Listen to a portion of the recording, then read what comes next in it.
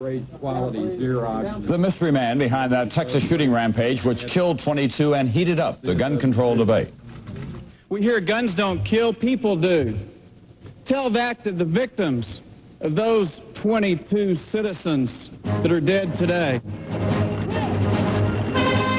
This is NBC Nightly News with Tom Brokaw, reporting tonight from NBC News headquarters in New York. Good evening. It was so swift, so cold-blooded, and so bizarre, many of the people of Killeen, Texas, still are in shock following the shooting rampage that killed 22. And the gunman who committed suicide, he bought the guns legally in Nevada. But what drove him to this madness? NBC's Jim Cummins tonight in Killeen. Today, the authorities said in all the confusion during the massacre, 4 police officers were shooting at George Hernard and hit him several times before he committed suicide.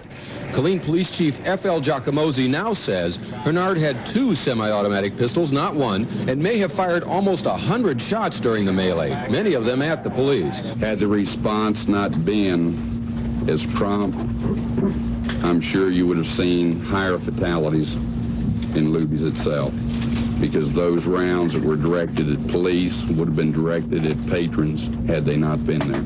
Police know what happened, but they still don't know why. More details about Hernard emerged today. He was unemployed, lived alone in a house owned by his father, an orthopedic surgeon from Houston. Police say they found nothing in the house that tells them why Hernard went on a rampage. But the neighbors are talking. This guy's a weirdo. Badly. Hernard bought his last breakfast at Nancy Mead's convenience store. She remembers a recent incident. He pushed one of our customers out of the way. She was up at the counter trying to write a check, and he just came and pushed her aside and walked up, put his stuff on the counter, and he walked out of the building just last week sometime and spit on one of our customers' vehicles. Hernard mailed a bizarre letter to neighbors Janet Jernigan and Jill Foote. Please give me the satisfaction of someday laughing in the face of all those mostly white, treacherous female vipers from those 2 towns who tried to destroy me and my family. She said in the letter that he would get his revenge on all the vipers in the end, the female vipers. Hernard's anger toward women was evident during the massacre, according to Ann McMullen, whose husband Sean was wounded by gunfire. And he said that he can recall a hand, and he asked the lady a very unusual question about, do you think it's worth it? And then he called her a name, and then he shot her. 14 of the 22 murder victims were women. One surprising development, 19-year-old Mark Matthews, who worked in the kitchen at Luby's, was reported missing. Today he was found inside the dishwasher where he had hidden overnight. I was very frightened at the time. I just hope God he don't find me in the dishwasher. Meanwhile, Killeen is trying to cope with the sudden loss of 22 people. Well, do you know Steve Doty? He's been shot and killed. People here are only beginning to recover from the shock of the massacre. Jim Cummins, NBC News, Killeen, Texas.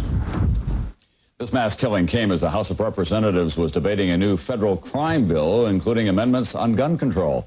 However, as NBC's Andrea Mitchell reports from Capitol Hill now, gun control, well, those are still fighting words in Congress. Andrea? Tom, it will take more than the worst mass shooting in American history to break the National Rifle Association's hold on the House of Representatives. Gentleman from Texas. Gun control supporters lost by 70 votes, despite the overnight conversion of the congressman who represents Killeen, Texas.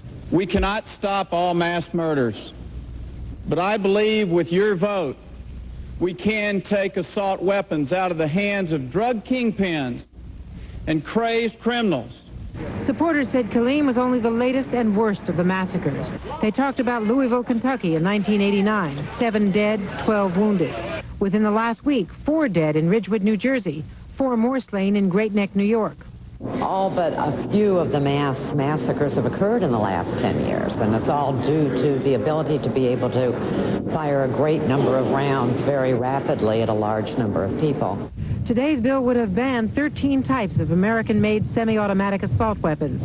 It would not have outlawed the Glock semi-automatic pistol used by the murderer in Killeen, but it would have banned the 17-round clip that permitted so many shots to be fired. I don't need an assault weapon to go out there and kill a deer. The fact of the matter is nobody needs an assault weapon except cowards and criminals and weirdos who have to own an assault weapon in order to feel like a man. My deer rifle, my Winchester 308, when modified with a larger clip, is eligible for condemnation under this law. His rifle is not banned by this legislation. It is period. if No it matter is what is, modified no with a matter what larger is clip. added to it. With no a matter what 10-round features clip, are added it is to it. illegal under this bill. We are led to believe that we need an assault weapon to go out and kill Bambi. But gun control supporters were no match for the powerful National Rifle Association. The answer to the crime problem is doing something about criminals, not about the implements that they choose to use. Earlier this year, the House did approve a waiting period for handguns, but today's legislation was too direct a challenge to the hunting lobby and the NRA. Tom? Thank you, Andrea. When Nightly News continues in a moment, we'll find out who commits mass murders, why there are more all the time, and what can be done once the shooting stops.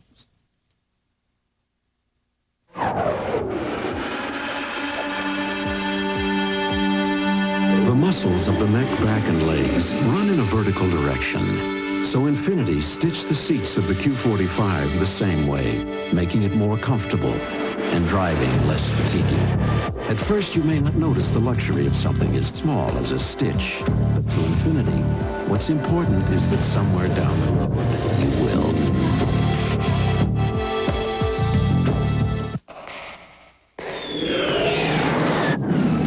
Don't get hit by an annual fee. Carry the card that doesn't charge one. And keep yourself out of the hole. It pays to discover. It's kind of throbbing, and sometimes my fingers get stiff as well. Today, it isn't aspirin, it's Advil for minor arthritis pain. Advil just really helps with the pain. Advil, advanced medicine for pain. The Killeen Rampage is just the latest episode in a tragic and recurring American nightmare, mass killings by a crazed gunman. Jack Levin is a professor of sociology at Northeastern University in Boston. Professor Levin has co-written the book, Mass Murder, America's Growing Menace.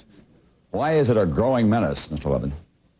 Well, you know, it's really an American phenomenon, Tom, but we have growing resentment in all quarters of society. There's a proliferation of firearms in the hands of many people who shouldn't have them. And finally, I think we have a lot of people who are very much alone. They've traveled thousands of miles for the sake of a job. We have a 60% divorce rate, and they have no place to turn when they get into trouble, so they resolve their problems in mass murder. Is there a common ban on all this about who's committing these murders? The typical mass murder is committed by a white male in his 30s or 40s, a middle-aged fellow who has accumulated frustration for a long period of time. He has recently suffered a loss, perhaps the loss of a job or the loss of a relationship, and he knows how to use a firearm. He has it when he needs it. If he didn't have the firearm, he might go to sleep. Instead, he kills large numbers of people. Professor Levin, a lot of these guys demonstrated weird, bizarre, threatening behavior before they begin to pull the trigger. Could they not be headed off? You know, unfortunately, hindsight is 20/20, and all of these bizarre symptoms were reported after the massacre occurred. Sadly enough, there's no way to predict who will become a mass murderer. There are millions of people who have bizarre habits, eccentricities. They're strange. We can't lock them all up. We'd end up locking up most of the people in our major cities. Then what would we do? Thank you very much, Professor Levin. Before the carnage in Killeen, the worst mass shooting in American history was an episode 6 years ago in San Ysidro, California. That one, you'll remember, was called the McDonald's Massacre. 21 people, many of them children, were shot dead at the restaurant before the gunman was killed by police sharpshooters. It was a calamity that traumatized survivors and the entire community. Joining us now from San Diego to talk about coping with such an ordeal, Dr. Michael Mantell, a clinical psychiatrist and an expert in treating victims of mass trauma. What should the good people in Killeen, Texas be thinking about tonight, Dr. Mantell? Well, they should be thinking about recovery and rehabilitation. This can be a story of hopefulness and helpfulness that people will join together in support groups and recognize that it's important not to hold in their feelings. They should be recognizing that when the psychological Novocaine wears off from yesterday and that stage of disbelief begins to fade, they're going to be feeling some pain and anguish and anger, maybe even some guilt. And the only way to get past that is to talk it out and work it out, join together. Should those support groups be organized by mental health experts in the community? Absolutely. I think that'll help a great deal. But by the same token, People should feel that they can help themselves by getting together. Friends and family members, co-workers, they can get together and talk it out. In addition, they need to talk about what they're going to do with that site. I think that the Luby Corporation needs to bring the community people of Killeen, Texas together to help decide how to memorialize the victims. And what happens when the media leave town? Well, when the glare of the lights goes away, I think that the folks of the town will realize how deeply they've been hurt and how much they have to rely on themselves. And they can do that by understanding that it's going to take time. It's going to take months and maybe even years. A year from now, 2 years from now, people will still be feeling the pain. And so they have to be willing, again, as I say, talk it out. Don't hide your feelings. Don't keep it in. That's the mistake that many people make, and symptoms develop months and months later when people hold it in. Thank you very much, Dr. Mantell, for being with us tonight. By the way, the McDonald's restaurant has been converted into a memorial in San Ysidro. When Nightly News continues in a moment, the Clarence Thomas controversy. It's gone, but it's not forgotten. George Bush weighs in with more tonight.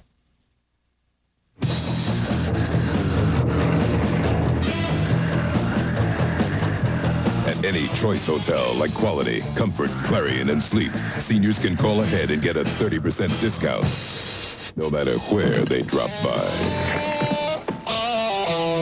Boy, what I won't do to save a buck.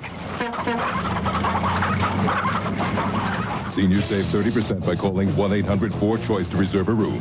Rooms are limited. Call today. We want to show you what an American car company can do when we put our minds to it. In 1989, this Dodge Viper was just a concept. In January, it'll be rolling off an assembly line in Detroit, Michigan. Nobody in the country ever developed a car that fast. From now on, every new car Chrysler makes is going to be built the way this one was. And that's by a team. Product and manufacturing engineers, designers, finance guys, and marketers, all working together with one idea, making a great car. And this is where they'll do it, our new billion-dollar Chrysler Technology Center. We'll have 7,000 people here, designing, testing, hand-building prototypes. There's even a pilot factory to get it right before we produce a single car. We've been telling you about Chrysler advantages for some time now. We've changed this company to give you even higher quality cars, faster, and at lower cost. For those of us who forgot, it's called being competitive. Some unexpected tension between the U.S. Supreme Court and the White House tonight. Chief Justice William Rehnquist's wife died, so the court wanted to delay the swearing in of Clarence Thomas until next week, but the White House will go ahead with ceremonies tomorrow, and Justice Byron White will administer the oath. NBC's John Cochran is at the White House now, where the whole Thomas controversy still is festering. John? Tom, although President Bush said today that Clarence Thomas was right to call for healing, the president himself reopened some not-so-old wounds. Speaking by satellite to AP editors in Detroit, the president said the Senate Judiciary Committee should have listened in private to sexual descriptions. Anita Hill, as you remember, she didn't want to bring out this graphic detail. And had that graphic detail not been out there, I think the hearing could have been properly done. Her charges could have been properly heard in some executive session. And I don't think that the people would have been denied anything that they have a right to know about. I think sometimes when you get to subjects that are that sensitive, it is well to delegate to your elected officials. So I was troubled. I was thinking of my little grandchildren hearing some of the graphic sex allegations, and yet, setting that aside for a minute, I do think there was something sensitizing about the question of sexual harassment. The president said polls taken after the hearings show the Thomas controversy did not hurt Bush's own popularity among either blacks or women. Bush dismissed women's groups that criticized him and Thomas. I don't think that these what I think of as the women's groups, feminist groups that were on the television every day berating those that voted the other way, voted for Thomas, I don't think they speak for all the women in this country. The president said the civil rights bill backed by Democrats does not protect against sexual harassment, as does the White House bill. Ours is the only one, I believe, that addresses further the question of sexual harassment in the workplace.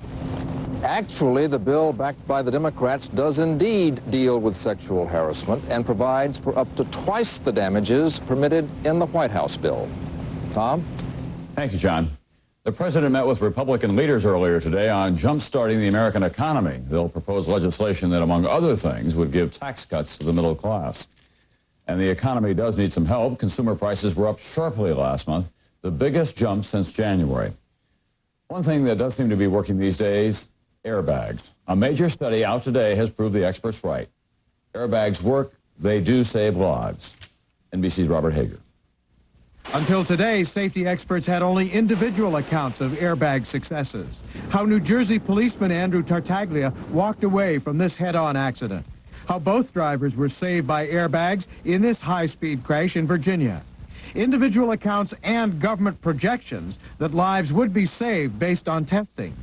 But now, as the number of airbags on the road has increased dramatically, grown to 4 million over the last 2 years, the first meaningful summary of accidents is in. The insurance industry study of all front-end auto crashes in the last 6 years finds driver deaths 28% fewer in cars with airbags compared to cars without. Moderate to severe injuries 25% fewer in cars with airbags. And hospital admissions after accidents 24% fewer in cars with airbags. Brian O'Neill, whose group gathered the figures. Some manufacturers still show a little reluctance. They're not quite convinced that the airbags are as good as the safety community has claimed they are. I think these numbers should put those residual concerns to rest. For years, automakers opposed airbags in spite of tests which showed the forces at work in an accident. Now, suddenly, airbags are big selling points for some. In a new Chrysler ad, 2 stunt drivers smash head-on, but are unhurt. And with the number of airbag-equipped cars likely to double this year alone, and a requirement that will lead to airbags in a majority of passenger side seats in another 2 years, today's figures indicate there'll be a big impact in the future. We're going to see a reduction in occupant deaths of several thousand a year. Which is just what airbag supporters predicted decades ago, but couldn't be supported by real-life statistics until today. Robert Hager, NBC News, Washington. We're going to chip in and get Bob Hager an umbrella. On Wall Street today, profit-taking pushed stocks down slightly from Wednesday's record high in heavy trading. This 92-pound woman has the same strength as this 250-pound professional cleaner. Because now, the same cleaning power that the pros use to clean just about everything is available to me. Introducing Professional Strength Windex. Naturally, it cleans and shines glass, but look how it cleans countertops, greasy stoves, without leaving streaks like all-purpose cleaners can. New Professional Strength Windex. Professional clean, Windex shine, all in one. Does your washing machine like to dance? When it gets unbalanced, does it shred its stuff instead of cleaning yours? What you need is a strong, silent type, the Frigidaire Horizon 2000. Unlike some washers, it adjusts to unbalanced loads and keeps on running. Frigidaire, clean clothes without the song and dance. And now get up to $75 cash back on select new appliances from Frigidaire.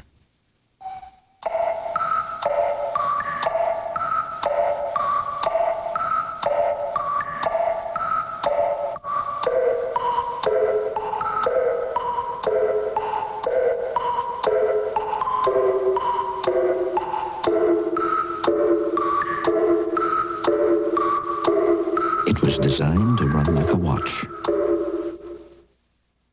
Just strap it on.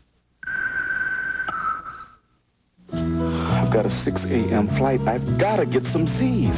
Nitol safely helps you fall asleep fast so you can get your Z's. Nitol or Maximum Strength Nitol. Nitol will help you get your Z's. Take a 3, 4, or 7-day fun ship vacation to the Bahamas, Caribbean, or Mexican Riviera. On Carnival, the most popular cruise line in the world.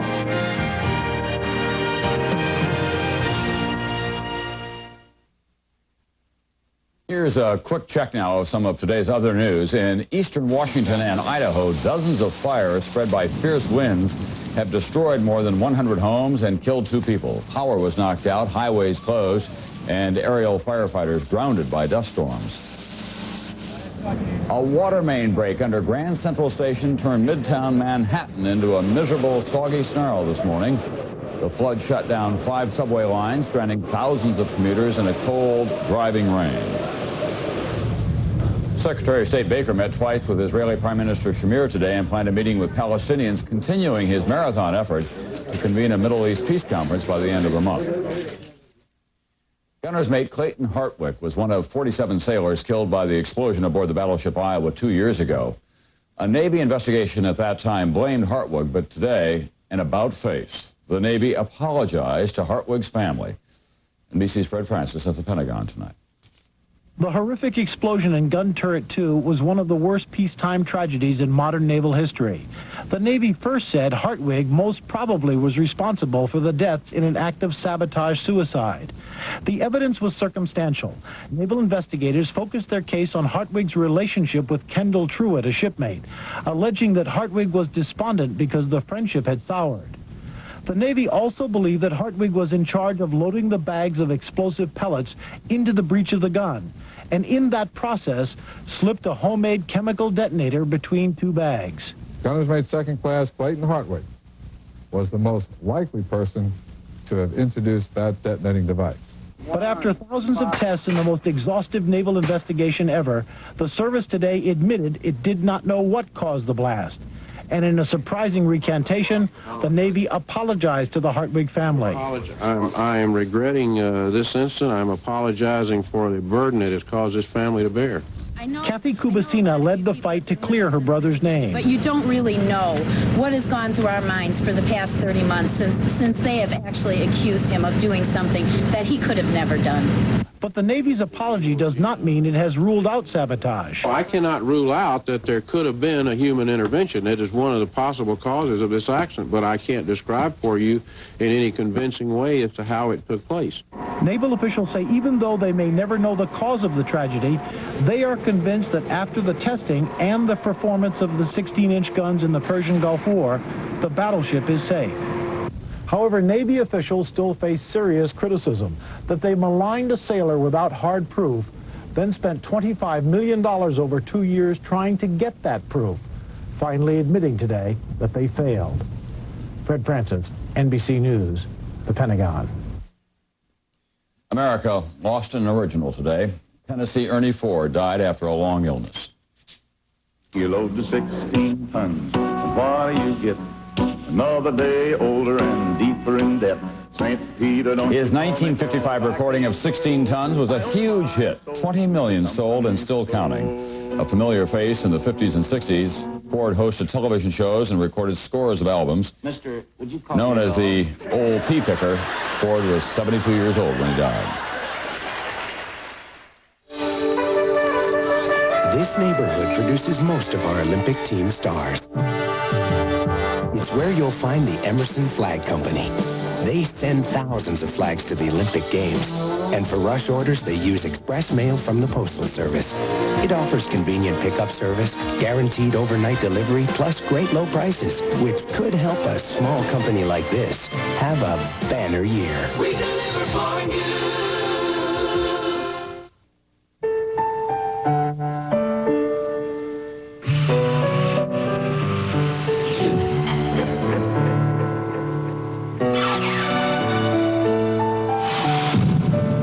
Luxurious new Chrysler LeBaron series starting at under $14,000. The perfect balance between self-indulgence and common sense.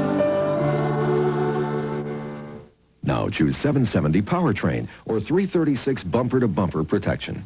Grandma's got a date. What's a date? That's when you hug someone. Closeness. You might hesitate if you wore a diaper. So Johnson & Johnson created Serenity Guards.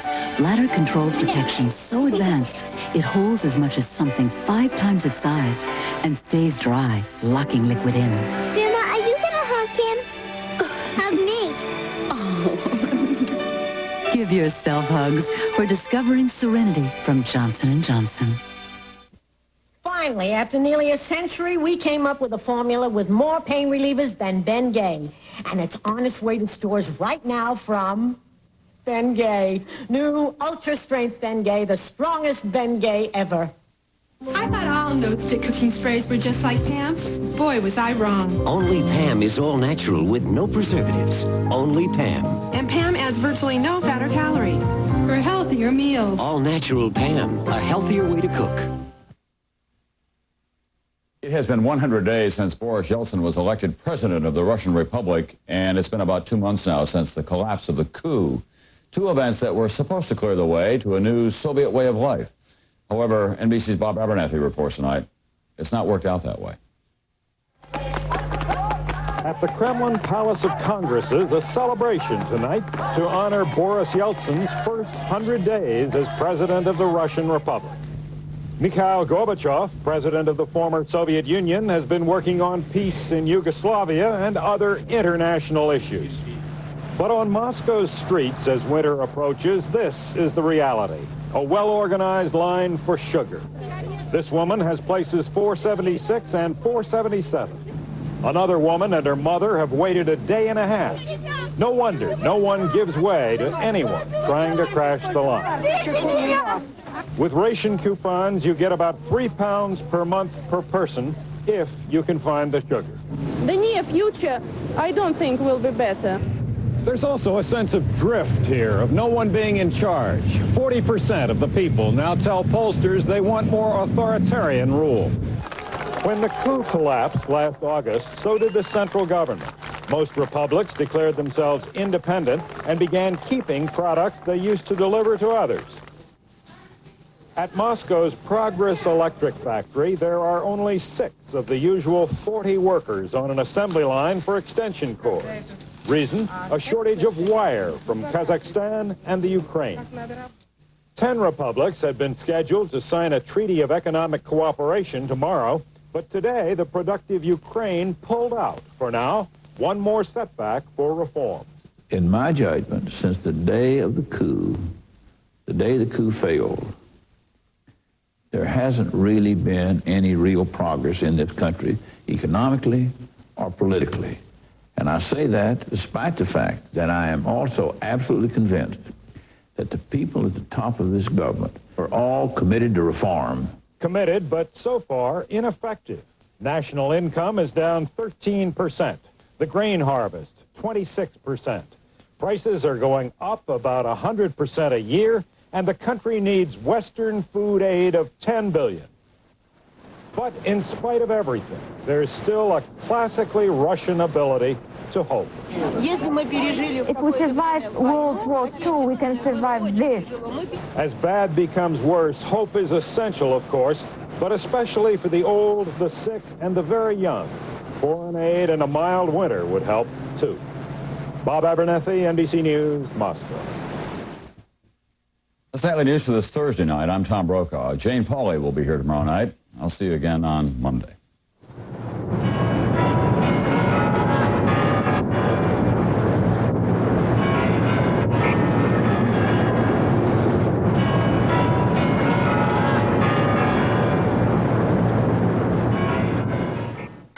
The murder. We saw somebody get killed. The mystery. It was covered up like it never happened. The man. Mr. Matlock. The movie. I was going after the truth. Their only crime was being a witness. 2 of my friends are dead. Their only prayer is Matlock. You're the real killer, aren't you? All new Matlock. All new night. The Witness Killings. NBC Friday. Tomorrow, Danny DeVito, Barbara Eden, Don Henley, and Andy Griffith. Matlock's back with Brian Gumbel and Katie Couric tomorrow on Today. Buy Oregon First and Landmark of Quality are working together. Please join them in supporting these